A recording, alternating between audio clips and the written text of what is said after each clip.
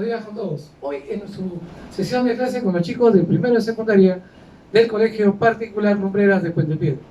Les saluda el profesor Johnny Arcela y hoy tenemos un tema muy interesante, ¿no? Si tú observas en la parte superior, dice ¿cómo surge la vida?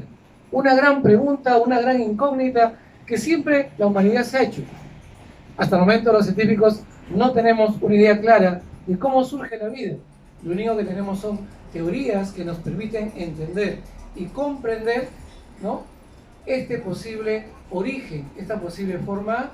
Entonces te invito a explorar conmigo este tema.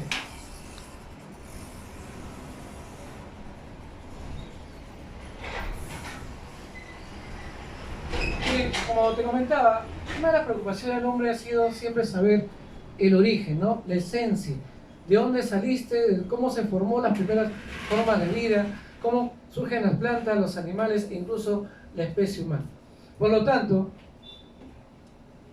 para la ciencia, escúchame bien, se habla de una evolución química y posteriormente biológica, la cual da origen a la biodiversidad de especies que viven y moran en el planeta, e incluido, como tú ves en la imagen, a nosotros, desde el Australopithecus hasta el Homo sapiens sapiens, dando origen al hombre actual.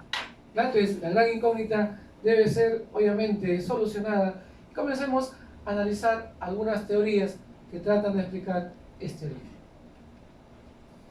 Una de las primeras teorías tiene que ver con la generación espontánea, tiene que ver con la teoría de la abiogénesis. Profesor, ¿qué es abiogénesis? La palabra alumno significa ausencia, bio, vida.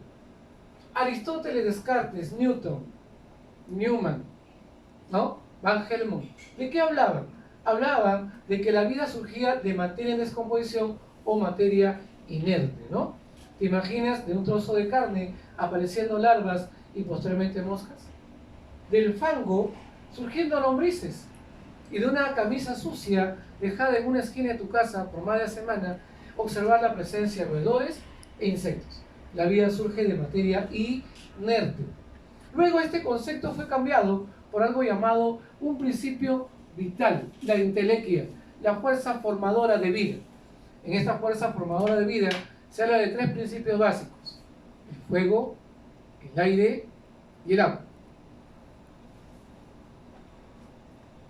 Como te decía, toda teoría tiene algo curioso, ¿no?, que es cambiante a partir de nuevos descubrimientos. Acá seguimos comentando lo que decía Aristóteles, ¿no?, que mira, por ejemplo, los cocodrilos surgieron de troncos descompuestos en el agua, ¿no? O el caso de tu ropa sucia, luego 21 días, da origen ¿a qué? A insectos alrededores. Lo que tenemos acá es una experiencia realizada por un monje italiano, Lázaro Spallanzani, que trata de rechazar la generación espontánea a través de calentar un caldo biológico en un matraz, y luego de que el caldo ha sido calentado, esté sellado, para demostrar que no surgen formas de vida. Pero había un monje británico, Newman, y él decía lo siguiente: mira, Lázaro, para que surja vida debe estar presente el aire, porque ya tienes el fuego, ya tienes el agua, falta el aire, y como lo has sellado, no se forman, ¿no?, microorganismos o presencia de vida. Lázaro tuvo que destapar su matraz, dejarlo expuesto al medio ambiente, y este comenzó a generar el surgimiento de microorganismos en su interior. ¿Ya ves, Lázaro? La generación espontánea aún existe. Eso dio hincapié para que luego comenzaran a aparecer otros retractores de esta teoría. Por ejemplo, tenemos a Francisco Rey, el cual en 1668 utiliza 2 frascos de vidrio de boca ancha y coloca en su interior trozos de carne. Lo curioso, jóvenes, es que a la semana en el primer frasco aparecen larvas y gran cantidad de moscas. En el segundo frasco no hay presencia de larvas, pero sí las moscas revolotean en el frasco. ¿Cuál fue la conclusión de Francisco Rey? El olor de la carne atrajo a las moscas, pero como el primer frasco estaba expuesto, la mosca tuvo contacto con la carne dejó sus huevos y estos dieron origen a larvas, que posteriormente se transformaron en moscas. En el segundo frasco se colocó una gasa cubriendo la entrada y el olor de la carne atrae a las moscas. Pero ¿qué pasaba? La gasa no permitía el contacto de las moscas con la carne, por lo tanto no surgieron larvas. Conclusión final, las moscas son responsables de la presencia de larvas.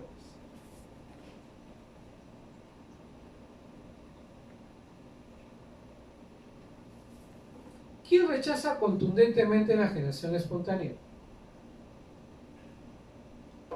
El defensor de la teoría de la biogénesis. Recuerde que la palabra bio significa vida, por eso la biología estudia la vida. Génesis significa origen de vida. Si un examen de admisión te pediría personaje que rechaza la generación espontánea contundentemente, la respuesta sería Luis Pasteur.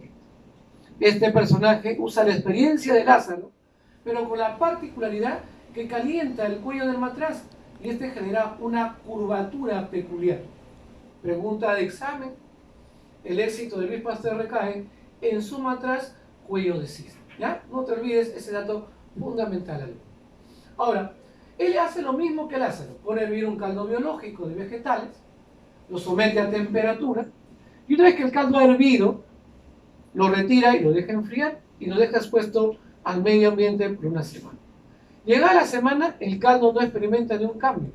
¿Y Luis Pasteur qué dice? En el aire existen microorganismos que contaminan la muestra. Y sabemos que estos microorganismos existentes en el aire son los hongos y las bacterias. No te olvides, ¿eh? Los hongos y las bacterias son los organismos que generan la transformación.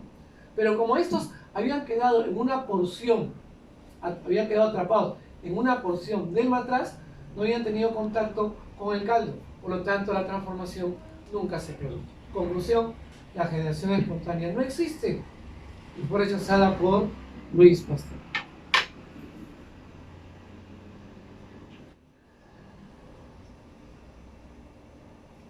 Luego aparece la teoría panspermia, o también llamada cosmogónica,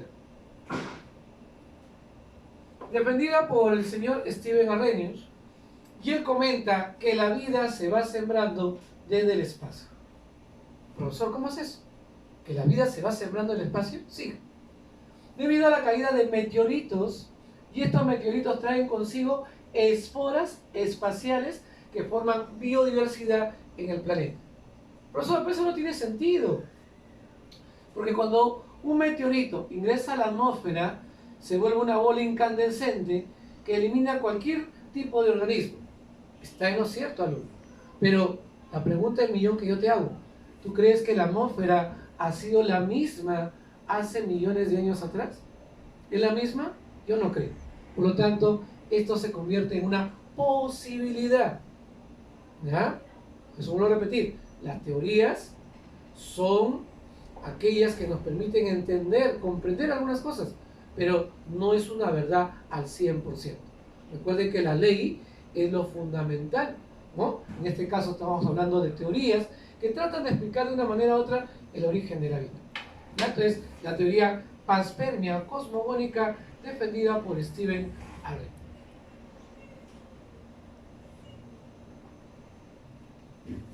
Al inicio del video te hablé que para la ciencia se habla de una evolución química y posteriormente biológica. Por lo tanto, ¿cuál es la teoría más sensata, ¿no? Para la ciencia? Es la teoría quimiosintética planteada por el ruso Alexander Ilyich Oparin. Entonces, Oparin menciona que la atmósfera primitiva que existía hace millones de años atrás era una atmósfera rica en elementos, ¿no?, como metano, amoníaco, vapor de agua e iones de hidrógeno, pero sometidas sobre todo a factores externos. ¿Cuáles son los factores externos que tú puedes ver en esta gráfica? Los factores externos, jóvenes, serán la actividad volcánica. ¿Y eso qué va a generar? Altas temperaturas. ¿Estamos ahí? Si había altas temperaturas por la actividad volcánica y no había capa de ozono, ¿qué ingresaba constantemente al planeta? Gran cantidad de radiación ultravioleta. asociado a las cargas eléctricas. Por lo tanto, ¿qué tenemos? Factores externos. Tenemos metano, amoníaco, vapor de agua y de hidrógeno. Y también tenemos la actividad volcánica, cargas eléctricas y radiación. Eso va a permitir que el mar se convierta en una sopa, en un cultivo para la formación de microorganismos que para Oparín se llaman coacervados y que va a dar origen a la biodiversidad de especies que viven en el planeta.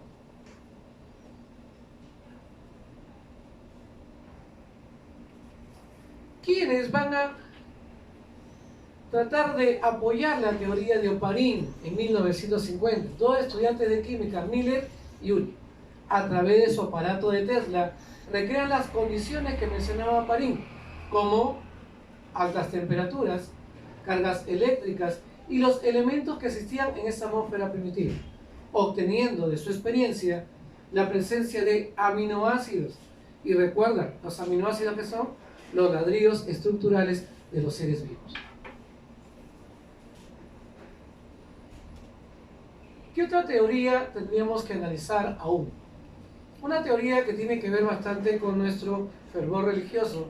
Estamos hablando del creacionismo, donde se habla de que se menciona un ser superior formador de vida, y sabemos que en la Biblia, ¿no?, el primer capítulo de la Biblia tiene que ver con el Génesis, con el origen de la formación del planeta y cómo Dios crea al hombre.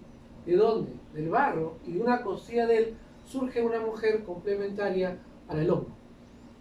Y lo curioso, ¿no?, que cuando uno muere surge una frase siempre que se menciona, tiene reverencia con esto: del polvo naciste y al polvo regresas, ¿no? Cuando uno muere se convierte en un fertilizante, en un abono que regresa nuevamente a la naturaleza a cumplir parte del ciclo, ¿no? Constante que se da o flujo de energía. Dentro de la teoría del creacionismo.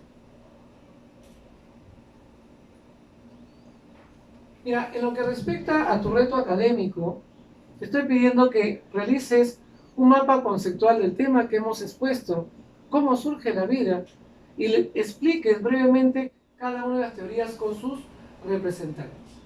Luego de eso, que realices una breve biografía de los personajes que han participado a lo largo del surgimiento de la vida, desde Aristóteles hasta Stephen Arrhenius.